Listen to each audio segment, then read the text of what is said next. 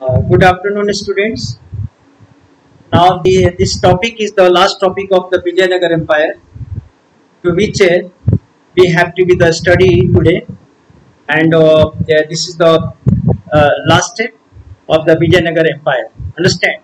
The first day today, we shall particularly focus our discussion on the plotting places, temples, and the bazaars.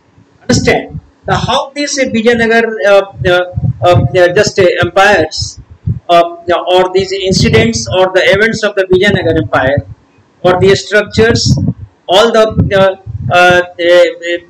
sources of the Vijayanagar empires were collected to reconstruct the history of this empire. Understand how these historians, particularly we are going to the focus in this topic how the historians understand made the efforts, what the sources, how the sources were used, and how the sources were the analyzed or criticized, and then after it was the accepted, and still what the things and the what the field still has to be the subject of the rethinking or rediscovered regarding the Vijayanagar or regarding the Hampi remains. Understand? Still, the historians have to be the do, and in this we shall see that how this places or the Hampi got the national recognitions, or as well as the importance of the national architectural architectural place, and as well as how this got the importance, got the international importance. Understand? So now this the area has been the the center of the attractions for the foreign visitors also. Understand? And the travelers also, or even in the British period. Understand? This no doubt the capture the attention of the many British or the European officials towards the remains and towards the uniqueness of this undiscovered empire. Understand? Or now, students, here we have to examine the wealth of the information on the Vijayanagar Empire. A huge information, whatever we have got and found on the Vijayanagar Empire, like the huge information or the sources, understand, or the facts, understand, which we find in the form of the photographs and the plans or the elevation of the structures and the elevation of structures and sculptures, and how was all to this produced, how the photographs, plans or elevations of the structures or as well as the sculptures, how these were produced. Now this is the very naughty questions and the very difficult task to discover or prepare this. And after the initial survey by Mackenzie, understand, now we have already studied that how this Mackenzie took the initial steps for the mapping or the surveying of the Vijayanagar Empire or the remains. Information was pieced together, and now the Mackenzie informations or moreover the informations, travelers account and the inscriptions were pieced together. Mackenzie's, what the Mackenzie information, understand, was pieced together. A lots of information, information was given by the Mackenzie, and his information and the information from the information of the traveler accounts, from the traveler accounts or the inscription, these were the pieced together. And through the 20th century we see that the site was preserved by the Archaeological Survey of India. So this site Hampi was preserved by the Archaeological Survey of the India, preserved these places and taken into the account, or the Karnataka Department of Archaeology and Museum Karnataka Department of Archaeology and Museum, and as well as Archaeological Survey of the India. Now they preserve these places and gave the focus on these places. Moreover, in 1976, we know Hampi was recognized as a site of national importance. Okay, Hampi was recognized in 1976 as a site of the national importance. It was given the much focus or the attention by the government of India. Archaeological Survey of India, this department now focused must and gave the much importance to this ruins of the Hampi. Or Hampi recognized as the national. Then the early 1980s, an important project was launched to document, and ultimately an project was launched to document, to write down and noting the material remains at the Vijayanagar in detail. Its Vijayanagar materials were documented in 1980s. A large scale project was started. A project was started to now to launch the document the material remains of the Vijayanagar in detail. All the materials remains were now, and through extensive and the intensive survey, and these materials compilation we can say and documentation was done on a very extensive or the intensive survey. Extensive survey was that, and as well as the very microscopic intensive survey was also made. It means that everything not left the without, every stone, not a stone was left without unturned. Understand, everywhere the focus was given by the scholars, and moreover over the focus and survey using the variety of recording techniques. Now the modern techniques were used to find out the fact. Understand, techniques, or over nearly 20 years, dozens of scholars from all over the world, dozens of scholars for the 20 years, 2 decades, all over the world, they now worked to complete and preserve the information about the Hampi. Now we can understand that how the vast on a large and very vast scale the study and the study collection of materials, analysis of materials, critical accounts of the materials, understand, were collected from all sources, archaeological sources, from the foreign accounts, and on the written sources. Understand, these all were collected, and then after, and for the 20 years it was the hard workout, and at just one part of the enormous exercise was one part which was done.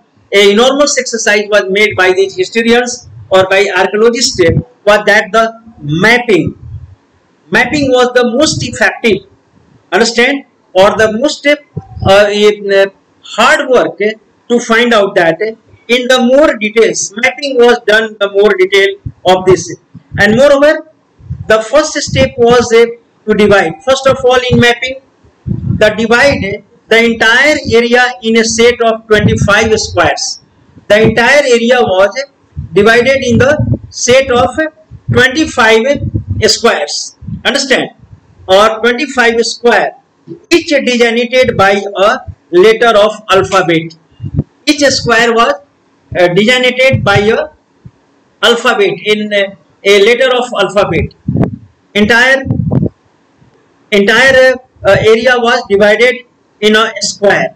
You can see on the on this page 7.27. Understand, on this how this entire area has been divided into the 25 set, 25 square. Each square is now put in each square a letter has been put.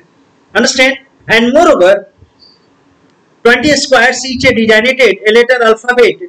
Then each of the small square was subdivided. Then after each of the small square was again divided. for a microscopic, for an intensive study. Understand? It was the subdivided into the set of even smaller squares, even smaller and more scholars, squares, more smaller squares were again subdivided further. And but this was not all. Moreover, each of these smaller squares was further subdivided into 8 smaller units. These smaller square were further divided into the smaller units. So how these areas were microscopic, on a very microscopic level, a study was made to find out the facts and to create the history. We can understand by this mapping plan. One can understand as a students of history, you can understand that how was its painstaking. Much painstaking was the job, and moreover, as now these detailed survey have been extremely painstaking and have recovered and documented. These have been recovered, documented traces of thousands of structures. Thousands of structures have been traced through this, and from teeny shrines and residences of elaborate temples, teeny shrines, residences of elaborate temples, those had been studied very microscopically, in the very microscopic just way.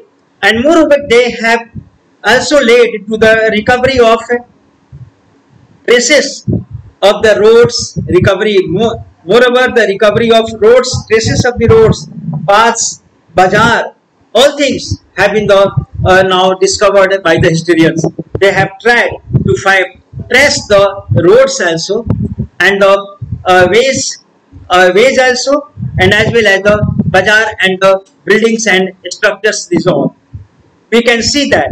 Further, students, now these locations through the pillars, bases and the platforms were also find out all the remains thriving the markets, or the markets were also discovered. Where the markets used to be held, this was also discovered by the historians or by the archaeologists.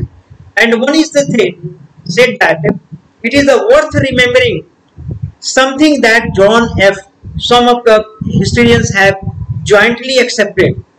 They have unanimously accepted the fact what they found at the Vijayanagar Empire. The first amongst them, John M. Fritsch, George Michel and M.S. Nagarajan. Understand, these archaeologists, historians, now they who work for the years at the Hampi site. These John M. Fritsch, now the George Michel and M.S. Nagarajan. These archaeologist historians, they worked for the many years at this particular site, and now they wrote and found out and came to the conclusion that their study of these monuments of the Vijayanagar, where imagine a whole series of vanished wooden elements, they found. The wooden work was much invested in the structures, wooden works, or wooden columns, brackets, beams, ceiling, overchanging caves and the towers, decorated with a plaster and painted perhaps brightly. These all. Although wooden structures are lost, but they come to the conclusion that these wooden structures are now vanished and decayed by the passage of the time, and these structures lost it, and only stone structures survive. Now you know that very well. Stone structures now survives long because it's now decays very less amount. Understand, stones remains for a long time, that not to be the speak, and descriptions left by travelers allow us to the reconstruct some aspects of the vibrant life of the times. So the what the foreign travelers and the visitors they have described, their description have made the very vibrant just a reconstruction of some aspects of the vibrant life of the times. The vibrant lives of the times are depicted truly by the travelers. Understand that their accounts becomes the much informative or the much attractive or the reliable.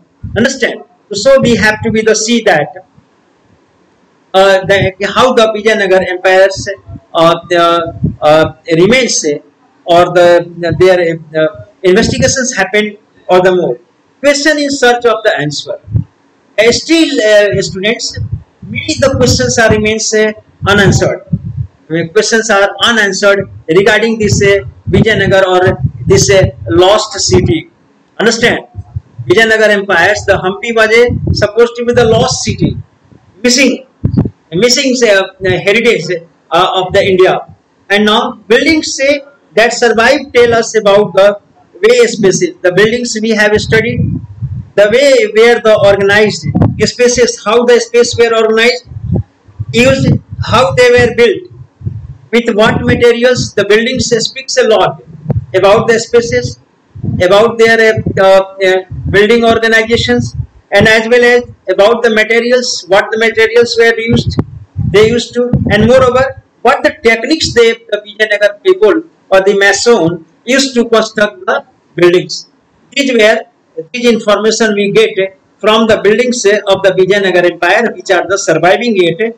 Understand? Still, as example, we assess the defense requirements and the military preparedness. We now assess the defense or military preparedness of the city by studying its fortification. Now, if you study the fortification of the Vijayanagar empire, so what that fortification aspects that their military strategy, understand, and as well as their military preparedness. These are the reflected in the fortifications of the Vijayanagar empire. What the forts of the Vijayanagar empire speaks a lot about their war strategy, about their strategic thinking, thought about the strategic points, and now buildings also now tell us about the spread of ideas. Through the buildings we can understand a spread of ideas and cultural influence. These buildings speak that, and if we compare them with the buildings in the other places, now the many buildings after the decline of the Vijayanagar empire, still the buildings construction continued in the far flanks of the Hampi, understand, by the Nayaks. So we can understand that how much the influence of the Vijayanagar structure or the buildings were on the lives of the common mans, on the buildings of the common mans building construction or the small scale building construction. How their art was, how these arts buildings had the impact upon the far flungs and how long. Understand, this was the this reveals or they convey idea which buildings or their patrons wish to protect. Now this also reveals the idea which the builders or their patrons wish to protect. Their builders and their patrons, but their ideas where this is the now reveals, these are revealed or in the building construction, in the building of the Vijayanagar. They are often suffused with the symbols which are a product of the cultural context, and what the symbols were being constructed, and symbols were now suffused, and that now reflects the product of their cultural context. Many of the symbols which had been given in the building or patched in the building, understand, carved out in the building, that now gives a lot information about their cultural concerns and the cultural context. And moreover, understand the when the combined informations also from other sources like the if we combine the information many other it is the apart from buildings construction other information is that literature which gives a lot the information the inscriptions popular traditions from those understand once get a lots of information about the Vijayanagar empires. And moreover investigations of the architectural figure don't tell us about the one thing is that here there is a certain drawbacks of these plotting and the archaeological evidences that these architectural evidences don't speak about the life of the ordinary people. What about them? How their life was, where lives were, it is not revealed. Ordinary men, women and the children are comprising the vast majority of the population. Their lives and their way of living are not revealed, not just explained by the buildings. Lived in the city, its outskirts, understand? Outskirts. Thought about these impressive buildings, understand? Or only the majority of the people who lived in the city, its outskirts, thought about these impressive buildings, what their attitude and ideas were towards the impressive buildings. This is the not spoken or not revealed by these architectural. Would they have had the access to any area within the royal centers or the sacred centers? What was the position of the common man, women and the children? Were they free? What their place was in these huge buildings or the royal centers and the sacred centers? How they were treated? What whether they had the access very closely or not? These questions are still to be discovered by the historian. Would they hurry past the sculpture? Would they pause to see? Would they hurry past the sculpture? And what the pause to see? Reflect any try or understand the complication symbolism. But whether they could understand the complication of symbolism. What did the people who worked on these colossal construction projects think of the enterprises? What these masons understand? What they think about these colossal construction projects? Think of their enterprises, their masters, to which they had contributed their labor. Understand? And to which they had contributed their labor. What was their conditions? What were their concern? And how they were related with these sacred places and the huge buildings, and what their relations were with their masters? These were still these questions are unanswered and to be discovered. Moreover, students, now rulers of all important decisions about the buildings to be constructed, the site, materials, or be used, the style to be followed. Who possessed the specialized knowledge? Here is a question. Who possessed the specialized knowledge about the required for such enormous enterprises? Now, one question is to be discovered: who possessed specialized knowledge for the construction or for the enterprises? Second, who drew up the plan for the buildings? Who were those persons who drew the plan for this building? Here our history is still to be discovered. Where did the masons, stone cutters, sculpture, who did the actual buildings come from? Where the mason and the stone cutters came from?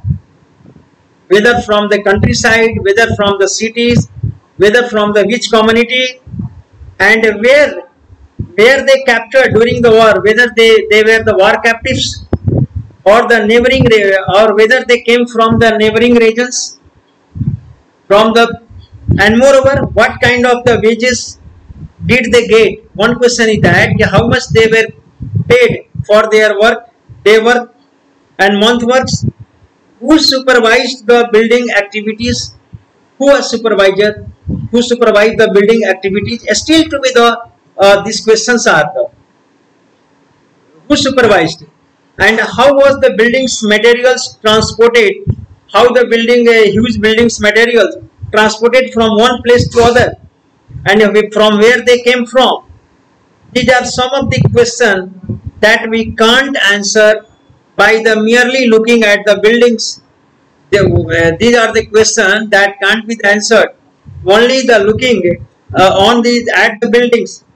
There remains. Continuing research using other sources might provide some further clues to us. Understand? The students, we can see that how these still in the Vijayanagar Empire, apart from the findings, still a lots of questions are now waiting for the answer. Understand? And this is the answer. After the research or the discovery, one can find at that. And moreover, students, at the last of this chapter, there is a timeline. Understand? Major political developments. Understand? Timeline has been given. What the political developments happened in the Vijayanagar Empire, you should go through this timeline. Understand? That will make the very assertives to you, okay, or a very ensure you the order of the events, a chronological order of the events you will get through this get by this timeline. Understand? So the you should have to go through the timeline. This study should be the, and the timeline should be the studied well, and the landmarks in the discovery of the conservation of the Vijayanagar Empire. Timeline 2 is here. How the Vijayanagar empire was discovered, and how this was the conserved, and when and who made the contribution in the Vijayanagar conservation. This information should you should know about this information. Understand? The students are, these are the factors, and now we have just finished this chapter of the Vijayanagar, or up to the Vijayanagar. The questions will be the asked in your half-yearly exams. Understand? So up to here your course is, but apart from that, in the next chapter, understand, we shall start about the Mughal court. Understand? That is the long chapter, but we shall complete, and then after I shall start the modern India. Understand? So one chapter remains in this second book. Understand? That will be the start from the further from the